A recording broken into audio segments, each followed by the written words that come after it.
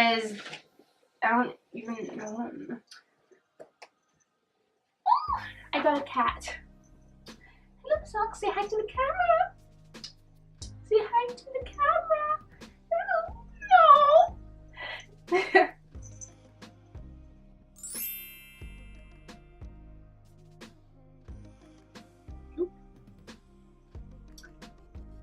Hi guys, welcome back to my channel. And today, if you guys have realized, well, you would have, what? Let's do that. Let's just a do-over. A do-over. Oh my god, my mouth is like tongue twisted to hell. Hi guys, welcome back to my channel. And today we are in a new location, which you guys have probably realized by now.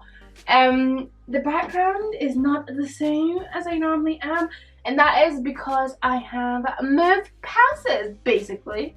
It links into why I've been absent on YouTube for a while, for like a month or two now, and I feel really bad. Even now, I still haven't finished like unpacking and moving and everything, but I feel like I've been away from YouTube for too long, and I was like, right, I need to get my shit together, like, peep up. Okay. So basically, when I was like house hunting, it was one of, well, for first thing, I don't own this house, I rent it, okay? Cat. No. I don't live with my flatmates anymore. Thank God. I mean, I loved them, they were great, they were like one of my closest friends, they were like sisters to me, I love them to pieces, I still do love you. However, I was sick and tired of like not having a lock in my door and like having basically no privacy. And it's like, I don't know, I don't think I'll share again.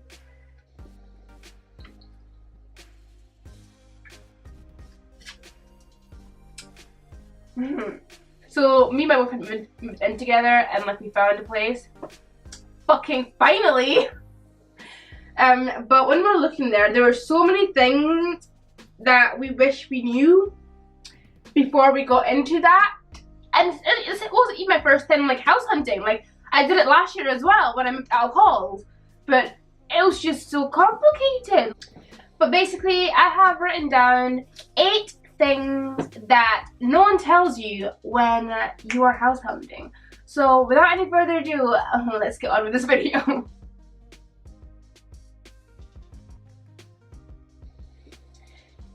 So the first thing that I think that nobody tells you, or they are misinformed and are therefore misinforming you. I'm going to keep looking outside. You have to start with plenty of time to spare. So if you want to move out, say in June, because you wanted to move out mid-May.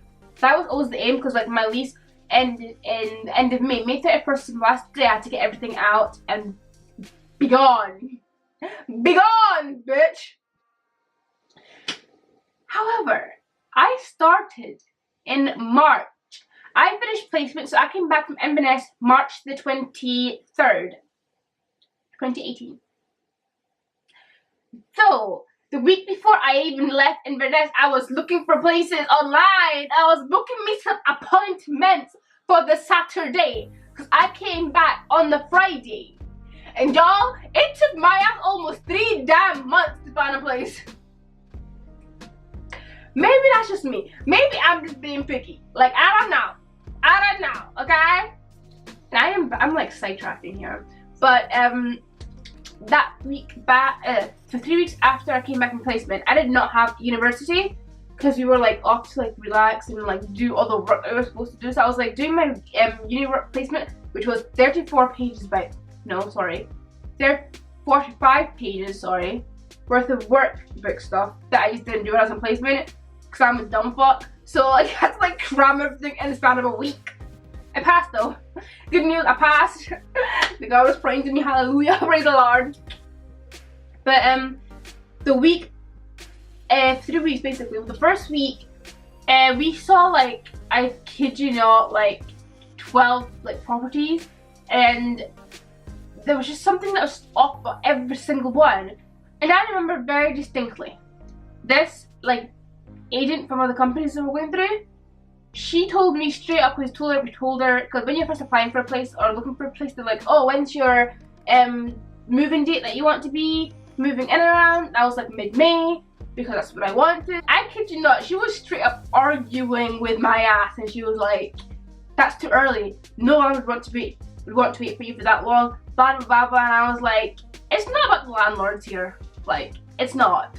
Like, that's one of the first things you guys need to like understand. Don't think of landlords, think about you. If you start looking with hardly any time, you're gonna be rushed. I was still rushed, but you're gonna be rushed to find some place, and then like your judgment will be swayed easy because you'll be in like a panic mode kind of. So like you need enough time to review the property. So that's what we did. Okay. Do not cram in everything. So he had work from like 3 until midnight. So we'd have from like 9 till 3. And what we did is we literally put in within every hour we had a different appointment, and we were trying to get as many seen as possible. We had like a list of like 20 every damn day. It was ridiculous. And they'll give you like 15-20 minutes.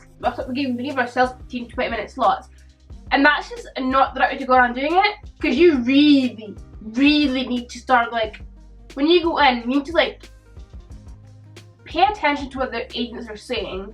But at the end of the day, remember that they're trying to sell you the property. They're basically salespeople. Like, you can't really trust most of what they're saying, because they will over exaggerate everything to make the property look better and to be more pleasing to you, I guess. But you should really just like have a look around all the corners, look at all the edges, if there's any cracks in the walls. You just need the time to go through the property by yourself. So I'd say give yourself half an hour minimum for each property. Make sure that you're like getting everything, and take a notebook and a pen so you can write the pros and cons of each property. Like we did do that part. I mean, we didn't do it when we were actually viewing the place, because that would have been rude. We sat in the car and we went through all the properties' pros and cons and what we didn't like them. And if we didn't like them, we scored them shit off. We did not overthink it. Like, cause like if one was getting like a bad vibe of it, was a no. That wasn't always the case, because we did have some arguments, because like some of my favorite properties are top 4 flats. But yeah, moving on.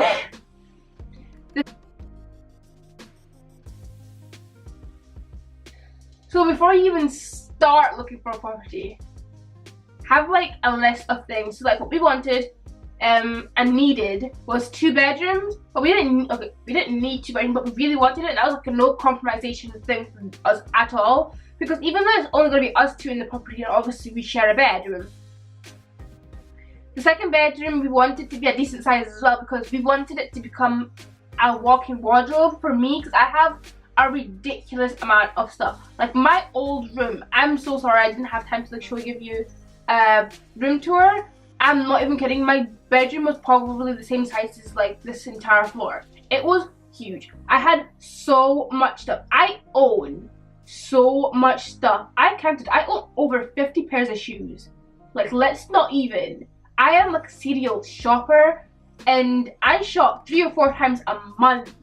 I don't know where I'm getting the money from, because I'm a broke ass student. Like, I am living like, I made £2.75 last me a week, y'all. Like, let's not. But the second bedroom getting turned into a walk-in closet for me, but also like a beauty room, because I have, again, so much makeup, because I'm a female, and I'm kind of girly, but at the same time I'm kind of lazy. And I was like, yeah. So like that, and like a study room. So I was like, it was gonna be one of those things, and we needed 2 bedrooms because like we needed that space, that extra space. And then we also needed either to be a ground floor flat, 1st floor maximum, or a house. And that was purely because Sean's dad is disabled, so he comes in a wheelchair and he can use crutches, and he can get up like a few steps of stairs. With Sean's parents, Sean is really close with his parents and his family, and they do visit quite often, and he goes and helps his family quite a lot. So like that was kind of a necessity, because if it was up to me, like I literally would have got like the top floor flats. I just love the view. I don't know, like, just, like all my flats I've had so far have always been really high up, and even the stairs kill my ass, kill my lazy, non-productive ass. My camera just stopped filming. But that was like one of our main factors. That was like we were not going to compromise on. Oh my! How did I get an A in advanced higher English? Can I ask? Like, but then like we had some that we would compromise on. So like, the decor. Like I have a very specific taste, and we did end up compromising on decorations when we needed to. But like, as long as the landlord would be willing or open to like suggestions on redecorating the place, I wouldn't mind like what the initial decor was like, if that makes sense. And then furnishings, like I would prefer it to be unfurnished rather than furnished, purely because a lot of these landlords here have the most awful taste in furniture I have ever seen in my entire life. Like, why do you have 3 contrasting colors for furniture? That's not cute. Like, no. But like that was something we were willing to compromise on, as long as it wasn't too bad. Does that make sense? You should really have a list of 10 things that you would be able to compromise on, and things that are non-compromisable. Like, no. That will give you a clearer idea of what you need in a place rather than what you want in a place. Need should always come before want.